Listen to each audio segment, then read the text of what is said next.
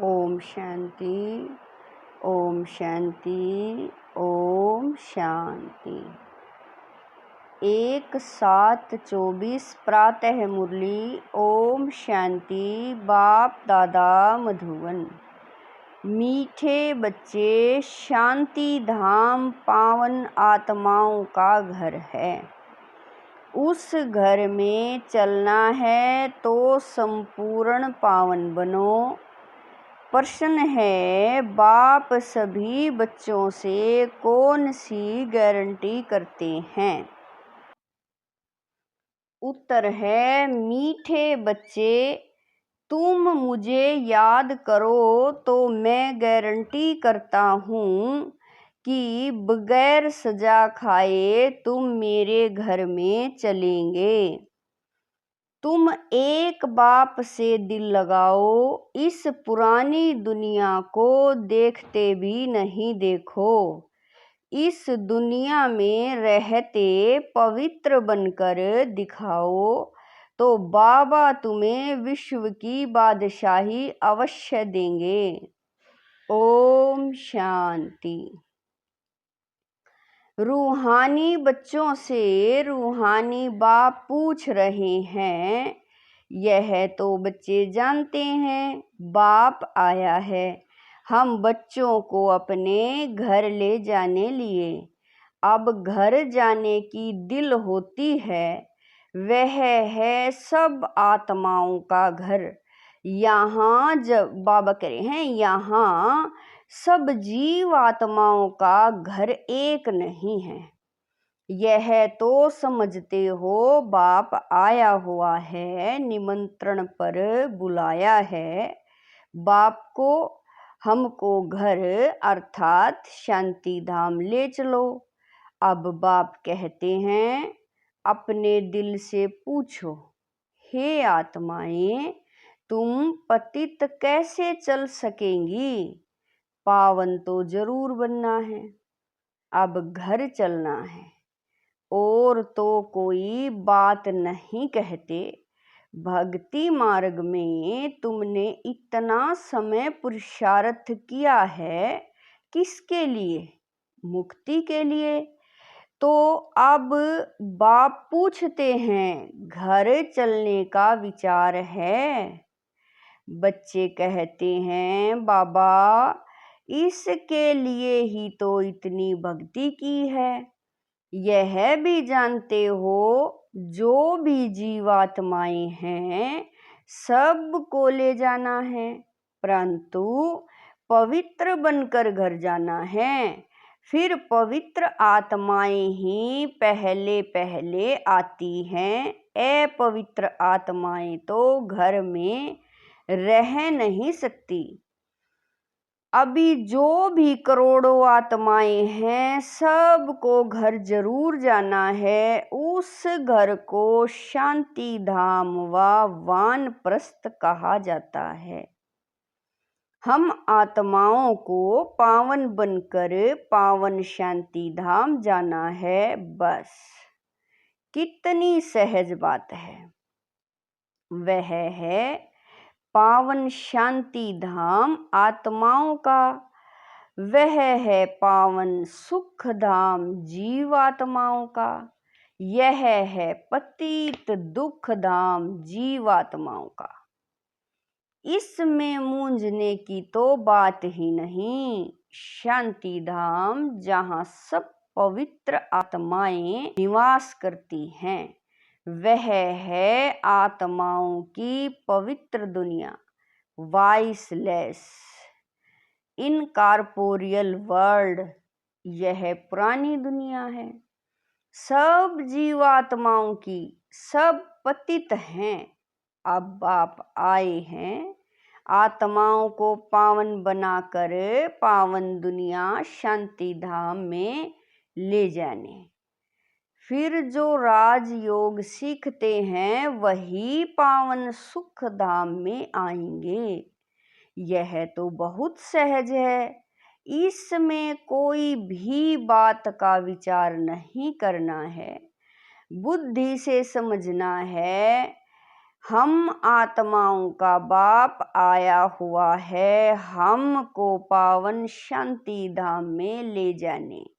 वहां जाने का रास्ता जो हम भूल गए थे सो अब बाप ने बताया है। कलप कलप मैं ऐसे ही आकर कहता हूँ, हे बच्चे मुझ शिव बाबा को याद करो। सर्व का सदगति दाता एक सतगुरु है। वही आकर बच्चों को पैगाम अथवा श्रीमत देते हैं कि बच्चों अभी तुमको क्या करना है।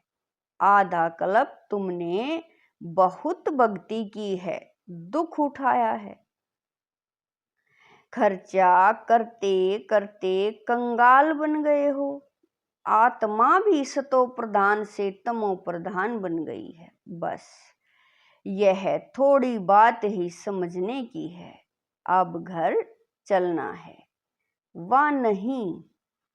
हाँ बाबा जरूर चलना है।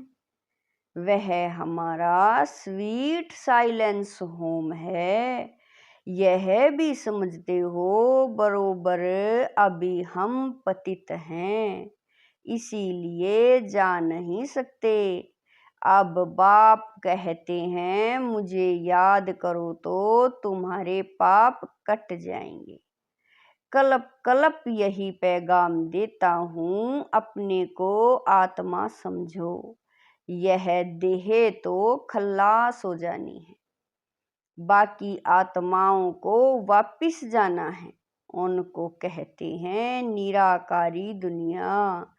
सब निराकारी आत्माएं वहाँ रहती हैं। वह घर है आत्माओं का। निराकार बाप भी वहाँ रहते हैं।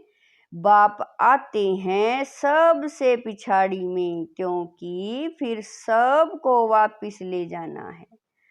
एक भी पतितात्मा रहती नहीं है। इसमें कोई मूंझने व तकलीफ की बात नहीं। गाते भी हैं, हे पतित पावन आकर हमको पावन बनाए, साथ ले चलो। सबका बाप है ना। फिर जब हम नई दुनिया में पार्ट बजाने आते हैं तो बहुत थोड़े रहते हैं। बाकी इतनी करोड़ आत्माएं कहाँ जाकर रहती हैं यह भी जानते हो। सतयुग में थोड़ी जीवात्माएं थी, छोटा झाड़ था, फिर वृद्धि को पाया है। झाड़ में अनेक धर्मों की वैरायटी है, उसको ही कल्प वृक्ष कहा जाता है। कुछ भी अगर नहीं समझते हो तो पूछ सकते हो। कई कहते हैं बाबा हम कल्प की आयु 5000 वर्ष कैसे माने। अरे बाप तो सत्य ही सुनाते हैं, चक्र का हिसाब भी बताया है।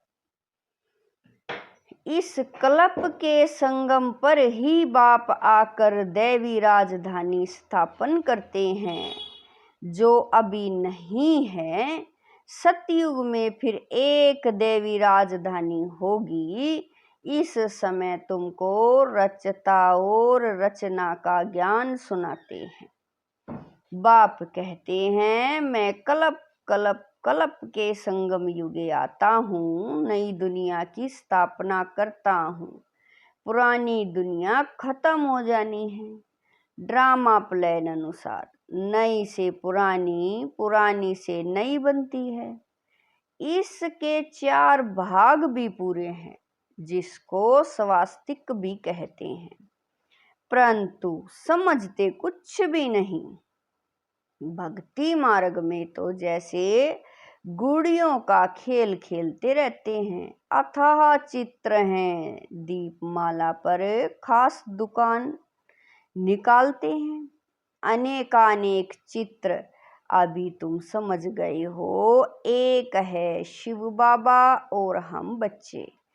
फिर यहाँ आओ तो लक्ष्मी नारायण का राज्य, फिर राम सीता का राज्य, फिर बाद में और धर्म आते हैं जिससे तुम बच्चों का कनेक्शन ही नहीं है। वह अपने अपने समय पर आते हैं, फिर सबको वापस जाना है। तुम बच्चों को भी अब घर जाना है। यह सारी दुनिया विनाश होनी है। अब इसमें क्या रहना है? इस दुनिया से दिल ही नहीं लगती। दिल लगनी है एक माशूक से। वह कहती हैं, मुझ एक के साथ दिल लगाओ तो तुम पावन बनेंगे। अब बहुत गई थोड़ी रही। टाइम जाता रहता है, योग में नहीं रहे होंगे तो फिर अंत में वह बहुत पश्चाताप करेंगे, सजा खाएंगे, पद भी भ्रष्ट हो जाएगा। यह भी तुमको अभी मालूम पड़ा है कि अपना घर छोड़े हमको कितना समय हुआ है।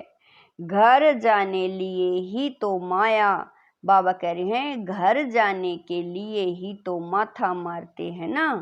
बाप भी घर में ही मिलेगा, सतयुग में तो नहीं मिलेगा। मुक्ति धाम में जाने के लिए मनुष्य कितनी मेहनत करते हैं, उसको कहा जाता है भक्ति मार्ग।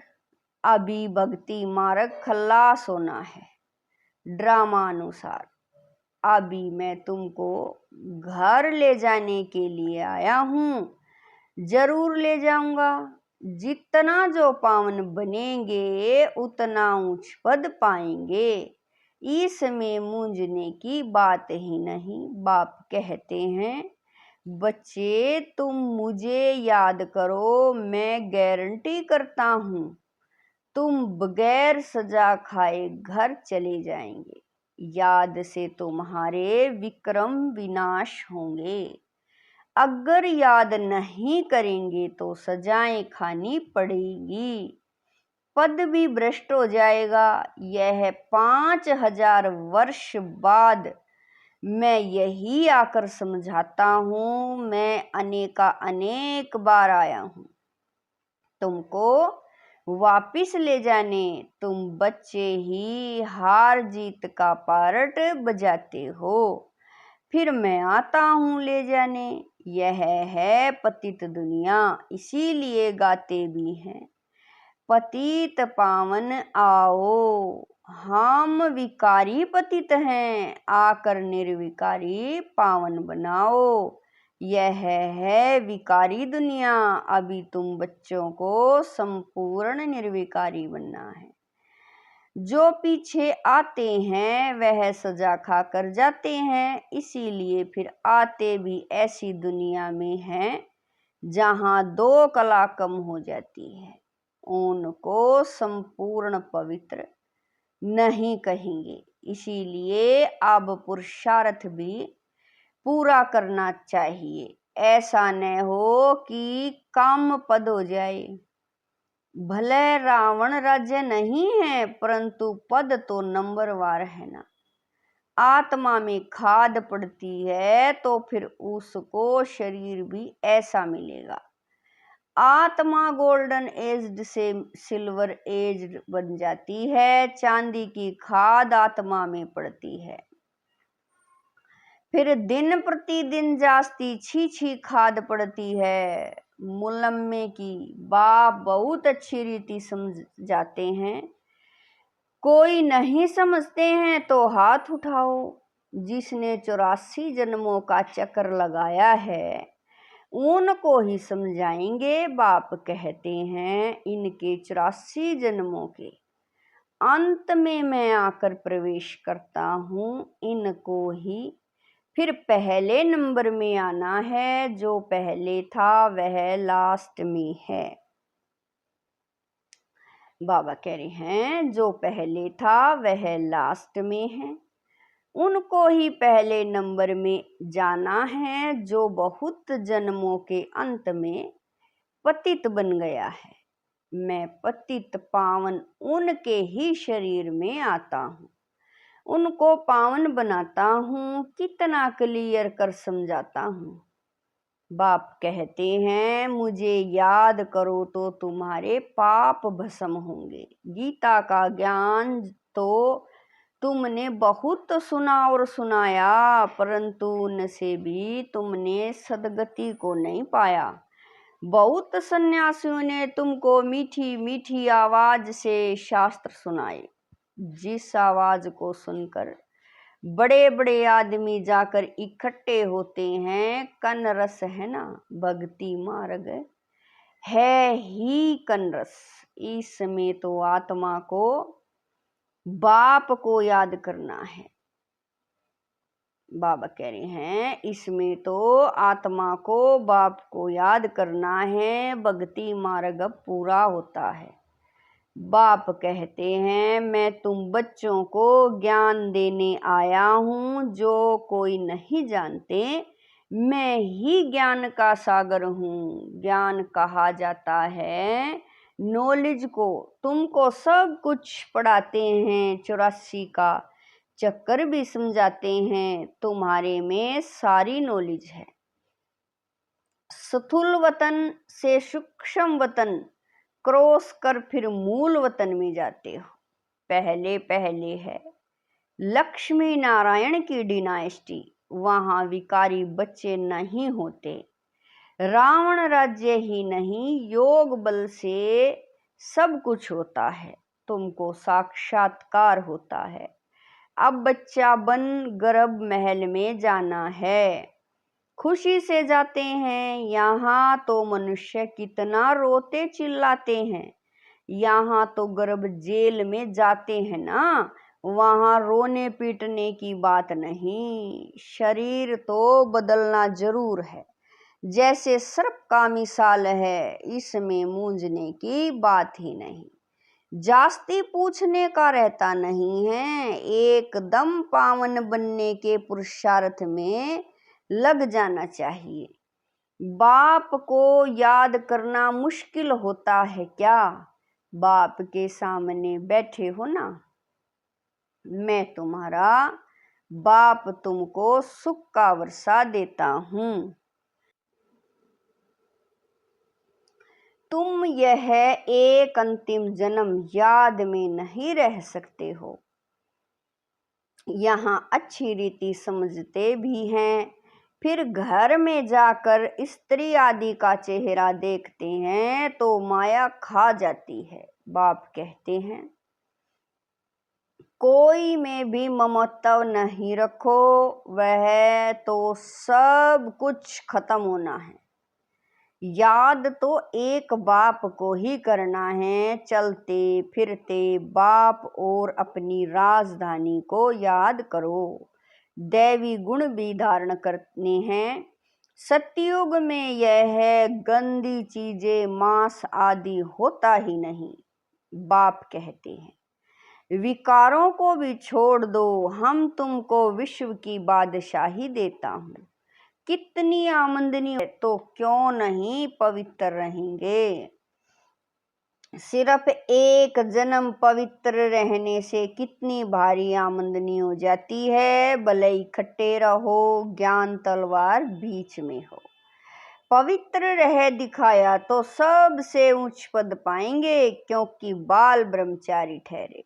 फिर नॉलेज भी चाहिए, औरों को आप समान बनाना है। सन्यासियों को दिखाना है कि कैसे हम इकट्ठे रहते पवित्र रहते हैं, तो समझेंगे इनमें तो बड़ी ताकत है। बाप कहते हैं इस एक जन्म पवित्र रहने से 21 जन्म तुम विश्व के मालिक बनेंगे। कितनी बड़ी प्राइज मिलती है, तो क्यों नहीं पवित्र रह दिखाएंगे। टाइम ही बाकी थोड़ा है, आवाज भी होता रहेगा, अखबार में भी पड़ेगा। रिहर्सल तो देखी है ना, एक एटम बम से क्या हाल हो गया, अभी तक हॉस्पिटल में पड़े हैं। अभी तो ऐसे बम्स आदि बनाते हैं जो कोई तकलीफ नहीं, फट से खत्म। और यह रिहर्सल होकर फिर फाइनल होगा, देखेंगे फट से खत्म मरते हैं व नहीं। और बाबा कह रहे हैं देखेंगे फट से मरते हैं व नहीं, फिर और युक्ति रचेंगे, हॉस्पिटल आदि होंगे नहीं, कौन बैठ खिदमत सेवा करेंगे, ब्राह्मण कोई आदि खिलाने वाला नहीं रहेगा।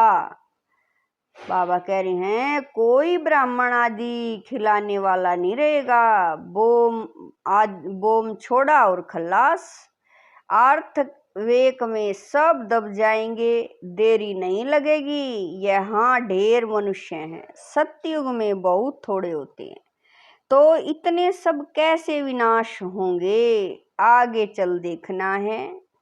वहां तो शुरू में 9 लाख हैं, फकीर भी तुम हो, साहेब भी तुमको प्यारा है, अभी सबको छोड़ अपने को आत्मा समझ लिया है, ऐसे फकीरों को बाप प्यारा लगता है। सतयुग में बहुत छोटा सा झाड़ होगा, बातें तो बहुत समझाते हैं जो भी एक्टर्स हैं, सब आत्माएं अविनाशी हैं, अपना अपना पार्ट बजाने आती हैं, कलप कलप तुम ही आकर बाप से स्टूडेंट बन पड़ते हो, जानते हो बाबा हमको पवित्र बनाकर साथ ले जाएंगे, बाबा भी ड्रामा अनुसार बंधाईमान है, सबको वापिस जरूर ले जाएंगे, इसीलिए नाम ही है पांडव सेना। तुम पांडव क्या कर रहे हो, तुम बाप से राज्य भाग्य ले रहे हो, बहु कलप पहले मिसल, नंबरवार पुरुषार्थ अनुसार। अच्छा, मीठे मीठे शकील दे बच्चों प्रति मात पिता बाप दादा का याद प्यार और गुड मॉर्निंग। रूहानी बाप की रूहानी बच्चों को नमस्ते। हम रूहानी बच्चों की रूहानी मात पिता बाप दादा को दिलवा जान शिकवा प्रेम से याद प्यार गुड मॉर्निंग नमस्ते ओम शांति। मेरे बाबा मीठे बाबा प्यारे बाबा लाख लाख शुक्रिया मेरे बाबा। धारणा के लिए मुख्य सार है नंबर 1, बाप का प्यारा बनने के लिए पूरा फकीर बनना है, देह को भी भूल स्वयं को आत्मा समझना ही फकीर बनना है, बाप से बड़े ते बड़ी प्राइज लेने के लिए संपूर्ण पावन बनकर दिखाना है। नंबर 2, वापस घर जाना है, इसलिए पुरानी दुनिया से दिल नहीं लगानी है, एक माशूक से ही दिल लगानी है, बाप और राजधानी को याद करना है।